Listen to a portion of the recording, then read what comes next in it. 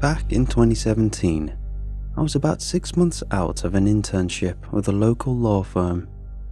I was a junior legal assistant as part of a retainer team for a statewide biodiesel business. It wasn't my only assignment, but it was the one I was formally hired for. However, during downtime, I was bounced around various teams all throughout the year. It was early February when the call came. The biodiesel place had a new owner, and he wanted to shake things up. Our jobs were safe, but he wanted to make some investments.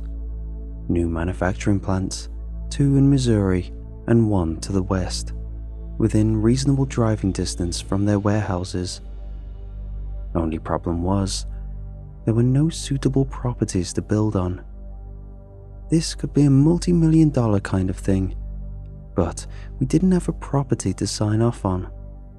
That is, until I realized that the area they were looking at was my old hometown of Tomskog, Minnesota. I suggested looking into an old property I'd gone by 1,000 times on my way to school. It was this massive empty field in the outskirts of town with nothing but a few rundown houses that could easily be torn down. We knew the place was privately owned, but had no idea of who the proprietor was. My boss was ecstatic. See, the client had been considering calling the whole thing off, but if we could offer them a property, we could probably get a fat bonus check along with a finder's fee. It would be enough to take the junior part off my job title. Since I suggested it, I was given time off to get in touch with the owner of the property. There were some initial problems. The original property documents had been damaged in a flood back in 2014, and only part of the archive had been digitized. The document I was looking for might not have been digitized yet, and since no immediate documents were available, I was starting to suspect the worst. The clerk at the municipal office promised they'd get back to me with a name within 4 to 8 weeks, 12 at the most. That wasn't an option. So I packed my bags, handed my cat to my mom, got the fancy maroon BMW company car, and set my sights on familiar roads. It took me 2 stops for gas and a needlessly complicated detour because of a fallen oak tree. But I made my way back to that field just as the sun started to set. After all these years, it was exactly as I remembered. One large empty property, now covered in mud-stained February snow, a rundown barn at the edge of the property, and a small 1-story log cabin right next door. All roads were overgrown, and there were no discernible paths out there. I considered going back in the morning, but I figured I had some time left. Maybe there was this big plaque with the name of the owner out front. If so, I could have it all settled in a day and be on my way home before I even had time to unpack. It was getting late, and the shadows had grown longer, but I was willing to roll those dice. I double-checked my phone, got a flashlight from the trunk, and locked my car. The snow was deep enough to reach my knees. My fancy shoes felt like paper. The cold went straight through. Still, I pushed on, beelining straight across the field. I severely overestimated how much time I had left. By the time I got to the cabin, it was already getting dark. Using the flashlight, I took a quick lap around the place, just to make sure I wasn't walking into some kind of hillbilly trap room. It didn't take long for me to realize that this place had been abandoned for years. Not only was it boarded up, but the boards used were rotten. That the place was standing at all was nothing short of a miracle. I tried knocking a little, just to make sure no one was home, but I wasn't holding my breath. The place was desolate. I looked for some kind of name or plaque or hell, something carved into the wall somewhere, anything. But there really was nothing. I considered coming back in the morning, but I could see dark clouds on the horizon, and I didn't want to walk through that snow more times than necessary. I decided I'd do a little urban exploring. After all, if the door was open, it wouldn't hurt to have a peek inside. I walked up to the door. I noticed something strange. There was a carving at the top of the door frame. Word by word, my flashlight revealed the full sentence. No one has ever lived in this house. I tried to wrap my brain around it. It didn't make much sense. What the hell did that even mean? Of course someone had lived there. Someone built it, and someone owned the property. Why would there be a house in the middle of nowhere that no one had ever lived in? I hesitated. Something told me to just walk away and come back in the morning, but the clouds on the horizon and my freezing feet were telling me otherwise. There was a carving. That meant someone had the habit of leaving messages. Chances were, there might be more of them inside. Twiddling the handle a little, I noticed the door was unlocked. So, in I went. The cabin had a very basic layout. There was one large room with a wooden bench facing a simple fireplace. There were 2 handmade tables, and the westernmost wall was lined with dried herbs, mostly blue and black. There was a surprisingly clean cow skin on the floor, as well as a small door on the easternmost side of the room leading to a kitchen. It was mostly just an antique kind of stove and a couple of cabinets, but whoever lived there must have been accustomed to a sparse lifestyle. But no, that wasn't it. I had to correct myself. The carving said no one had ever lived there. Then, why the furniture? I decided to ignore the message for the time being, instead focusing on finding the name of whoever owned the place. There might be some initials on the handmade furniture. I gently moved the bench and the table first, going over them with my flashlight. There were no obvious markings, but another problem quickly arose. My flashlight was giving up on me. It started to flicker. Looking around, I could see no other possible source of light but the old fireplace, and I couldn't imagine that thing not being clogged. Then again, there was firewood, and I did have a lighter.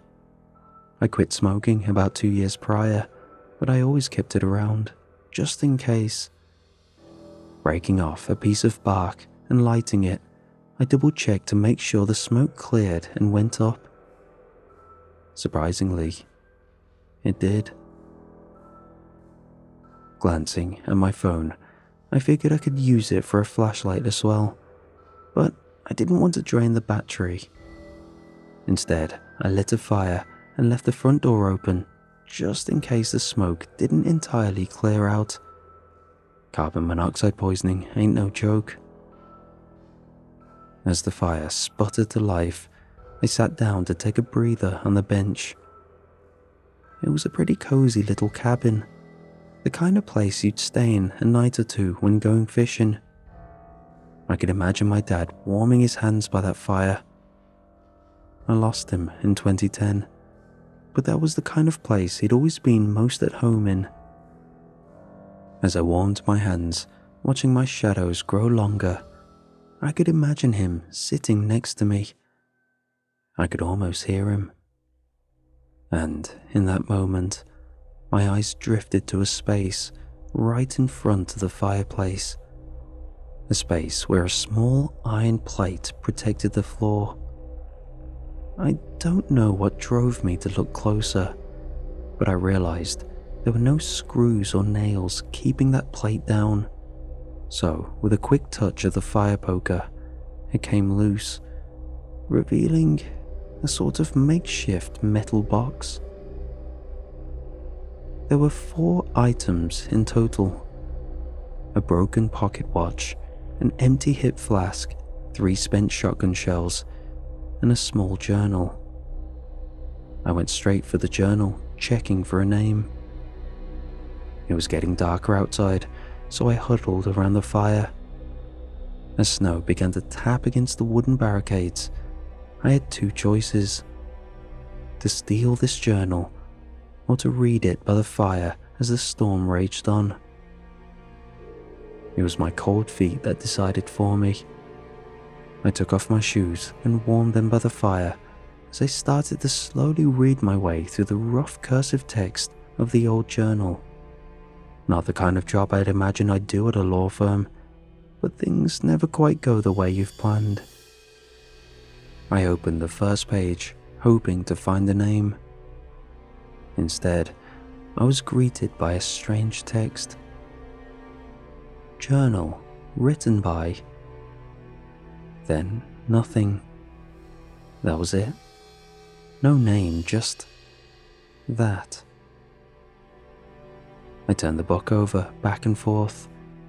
No name anywhere. I kept reading. The first page reads as follows.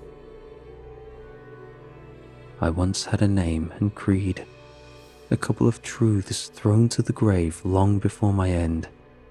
Now I remain, battered and empty. My history is unusual as my mind turns sun-bleached and distant. My heart burns of wrath, but I cannot recall as to why. I turned the page.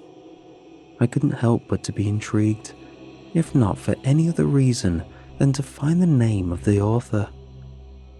This house is not my property, and to my recollection, no one has ever lived here. He proceeded to discuss, at length, the part of his history that he did remember. Growing up in Wisconsin, being the son of a shoemaker, little anecdotes of a long life, his first kiss, his first love, his first house. But the further along he tried to remember, the foggier it got. I was starting to think I might never find a name, but I wasn't sure why. At some point, the author recalled something happening. He couldn't explain what or why or where, but he could recall something upsetting his routine. Something came to him and it made him upset.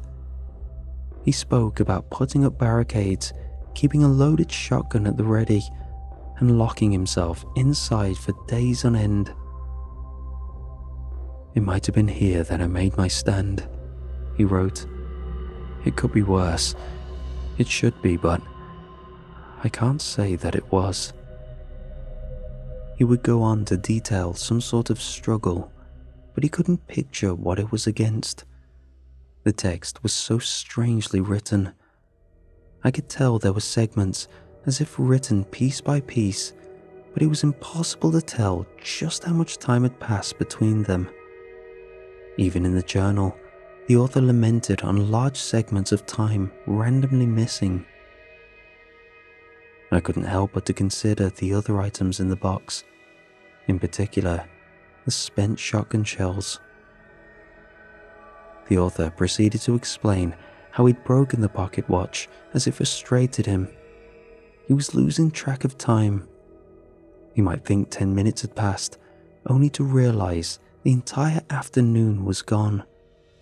He broke his watch as a reminder that he couldn't trust himself anymore. Maybe I'll remember that, he wrote, or will the watch unbreak itself? I was disrupted from my read by a sudden noise. Looking up, I could see the fire was dying out, but the sound actually came from my phone. Turns out it was my automated time to go to bed alert. I'd been sitting there for 6 hours. That didn't make sense. I stood up, clutching the journal. There was nothing there. The cabin was empty. But I couldn't escape this sudden sense of dread, like something awful had just happened, but I couldn't say exactly what. Looking down on the journal, I suddenly realized that I felt exactly as described by the author. I felt this unexplainable anxiousness, like that uneasy feeling you get when you feel that someone is watching you, only more palpable. Standing up with my back to the fireplace, I continued reading. He continued to explain how his flask was empty, but that he couldn't remember drinking from it. He detailed his plan to conceal a few items along with his journal for an entire day, just to see if he could remember to retrieve it. But not yet, he lamented. There are trespassers to deal with. This is where the spent shells came into play. The author revealed how he'd found a group of strange trespassers. He'd taken them all out with his shotgun. He wrote in detail about shooting 3 times, but that he couldn't remember anything about them.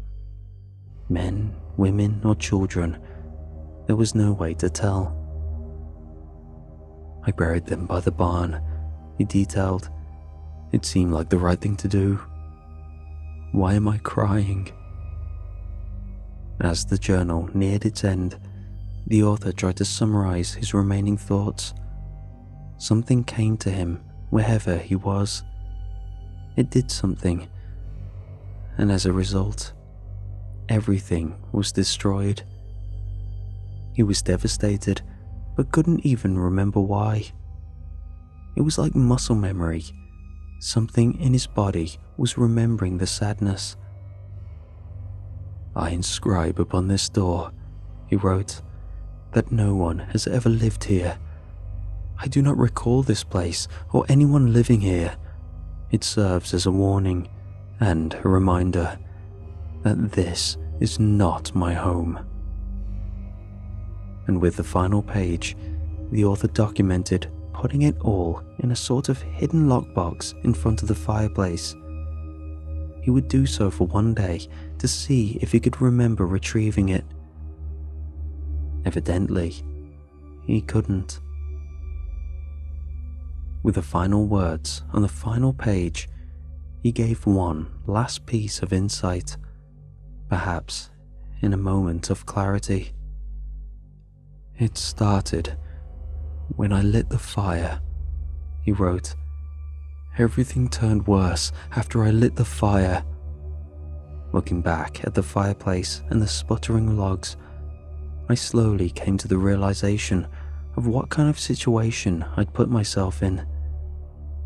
I accidentally followed the footsteps of a man who used to be in that cabin, a man that might have owned it, but couldn't even remember it. Or who knows, maybe he was just passing by. I decided to take my chances and just leave. I brought the journal along, opened the door, and prepared to brave the weather. But something happened. Right then and there, something made me stop. And I just stood there. I stood there long enough for my hands to turn blue, and I only snapped out of it when a snowflake hit my eye. I wasn't alone. There was something there, and it was doing something to me. I had rung the damn dinner bell. Thinking about it, it feels a bit like being eaten alive. Not physically, but the same feeling remains. This heedless consumption, something taking an intimate part of what makes you into you and tearing it away. That's what I still remember. That's what it feels like. But it is hard to explain something I can't remember. It feels like a void in your mind, but you have this instinct to fill it with something bad, like watching a scary movie and knowing something horrifying is about to pop up. Every time I think about it, trying to picture it in my mind, I get that same feeling. Sometimes my mind fills it with a sort of organic darkness, roughly shaped as a person. Other times it's just some guy. It changes whenever I look back at it, because there is nothing there for me to remember, so my mind fills in the blanks. But who's to say that all those blanks are false? I turned around and realized I'd been exposed to this thing. It was doing something to me, and it was bad enough to make me run head first into the dark. Looking back at this, all I really remember was feeling that immense panic, a prey reflex, like trying to escape a wild animal. I ended up in the old barn, where I hid behind a mound of debris next to one of those collapsed walls. My fingers were freezing, but I was going to call for help no matter what. Only problem was, I couldn't remember the code to unlock my phone. I tried, but between my fingers being too cold to register and something unfathomable approaching from just around the corner, I decided it was better to hunker down and be quiet. Because while I can't remember anything about the physical features of it, I remember thinking it wasn't very perceptive for some reason. It passed me by, but I couldn't make any sounds without revealing my position. Calling for help was out of the question. Instead, I turned my attention back to the journal. My lock screen had a bright picture blurred in the background, allowing me to use it as a makeshift mini flashlight of sorts. For some reason, I wasn't afraid that the creature would spot me visually. Perhaps it didn't have eyes? I turned the pages back and forth, looking for a particular segment. There was something about the weapon the author had used to deal with the intruders that left me wondering, but I could barely make out anything in that journal. Between my pounding heart, my freezing hands, and the strange thing lurking about, I couldn't make heads or tails of the damned cursive text. I can't remember what kind of sounds the creature made, but I can remember the sounds the environment made when it passed. I remember wood splintering as something climbed the walls. I remember creaking wood from a sudden weight coming down. I remember a door splintering as it was torn from its hinges. Finally, I found the page I was looking for.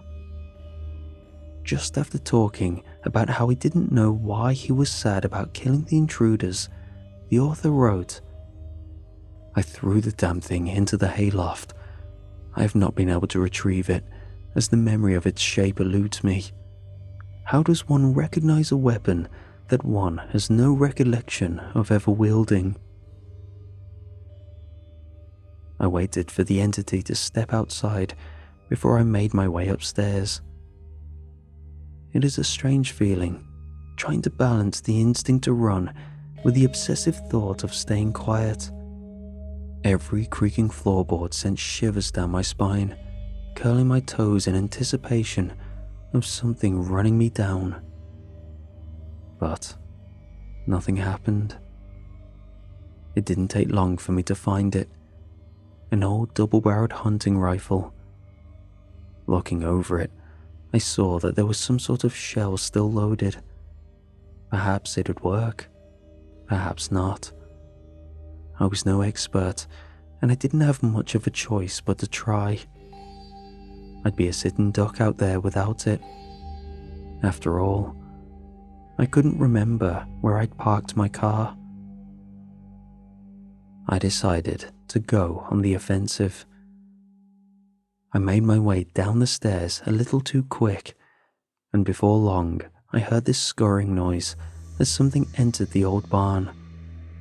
I remember standing a good 15 feet away from it and raising the weapon towards it. It stopped, but so did I. For a while, we just sort of circled one another. I remember my movement being in response to a threat. Is this eat or play? I asked. If this is you eating, I bet all those memories disappear after a while, digested. Then you wouldn't remember what this is, or what it does. But you do, don't you? I remember tapping the gun for emphasis. There was a long pause, but I can't remember why. Did it respond? Could it talk? If you're just playing, then you might remember that this thing is loaded, I continued, and you might know what it does. You saw what happened when he used it. You heard it. A shorter pause. We stopped circling. I gripped the weapon tighter and stepped forward, advancing. If this was a consumer, and it worked in any way like we do, it would absorb and convert what it fed on into some sort of nutrient. But if it was just collecting, for some reason, then it would have this archive of thoughts to recollect from. That was my reasoning. Or maybe it was just clever. Maybe it was just as clever as I was. I made my way back outside. Even in the newly fallen snow, I managed to find what remained of the path I'd made when I first got there. I walked backwards down the path, my rifle readily aimed at something.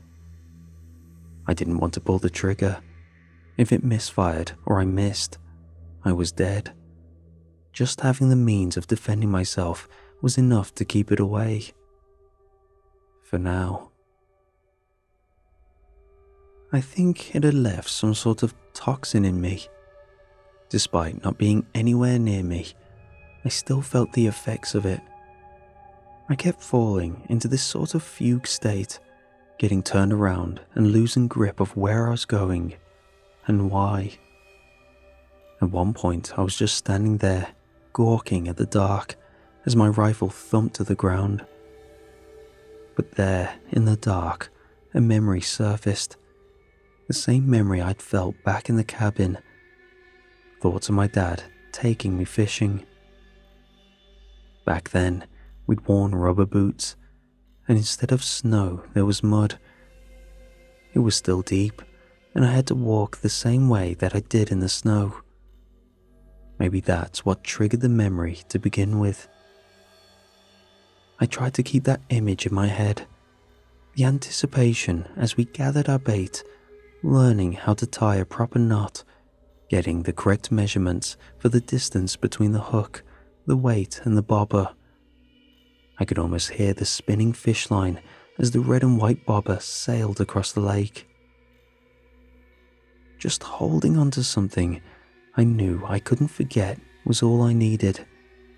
It became this sort of bedrock, keeping me from completely losing my mind and focus.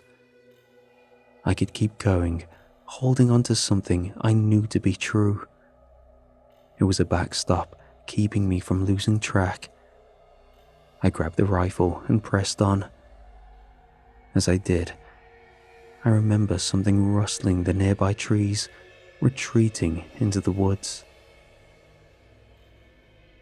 By the time I had made it to my car, the toxin had completely taken hold of me. At that point, I had little to nothing to hold on to, but for a few cherished memories. I crawled into my car, locked all the doors, and tucked myself into a fetal position in the back seat, still clutching the rifle. My body didn't know how to react. I was hot, cold, wide awake, and deeply unconscious, all seemingly at random. I would lose my sense of object permanence, bobbing my head back and forth, completely forgetting what I was doing and what was even happening. At one point, something made the passenger door creak. Maybe someone tried to open it. Luckily, all the doors were locked, and I had the keys. I remember laying in the back of the car, raising the rifle. Then there was a pause, a long one. Something made me shake my head. It made me angry and afraid, very afraid. It left me with this sense of a rabbit being stared down by a pack of wolves. I had something it wanted, something it deeply valued. Again, this creature is just nothingness. I can't recall what it looked like, or if it was even a physical being. From context, I think it could talk. I think it said something to me that I didn't want to hear. And to this day, when I think of it, my mind just conjures these otherworldly horrors. Teeth, skin, claws. But I didn't lower my rifle, not for a second. I didn't try my luck, and I didn't challenge fate. And by the time the sun rose, it was gone. And with it went the sweat, the confusion, and much of the memory voids. First thing I did was check the shotgun shell. Turns out, it was already spent. Empty. That leaves a lot of questions, uncomfortable ones. If that thing was just collecting, it would have known that I couldn't hurt it. If it knew that, why did it let me go? Did I trade it something? How would I even know? But if it was just feeding then, how did it know to stay away from the rifle? I have managed to put this story together piece by piece. Some of my memories are still a bit touch and go, but this is the most complete retelling I can make. I've tried to fill in as many blanks as I can, but it's hard. I kept the journal. I think I still have it somewhere. I showed it to my boss, but it was a weak comfort. The client eventually ended up choosing another site, leaving us in an awful position. Needless to say, that trip didn't get me promoted. That happened years later. Yeah, I still worked there. Same firm. I get the feeling that this thing didn't just make people forget things. It made people be forgotten too. Despite all my efforts, not a single person I've met or talked to can remember anyone ever hearing anything about the people who used to live here. Even the cleric at the municipal office kept forgetting I'd even made the request to inquire about the land to begin with. That might have just been laziness though. But I get this feeling that I'm missing something. Even though I've wrapped my head around most of this, and most of what happened out there, I often get the feeling that I lost something.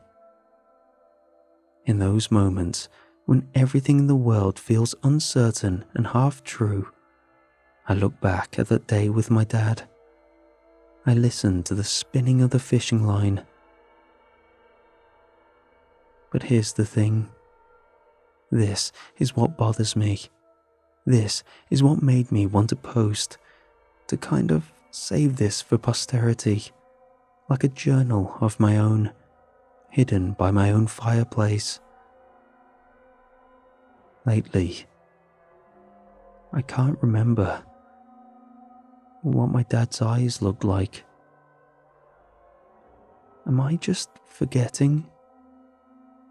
Or is something forgetting it for me?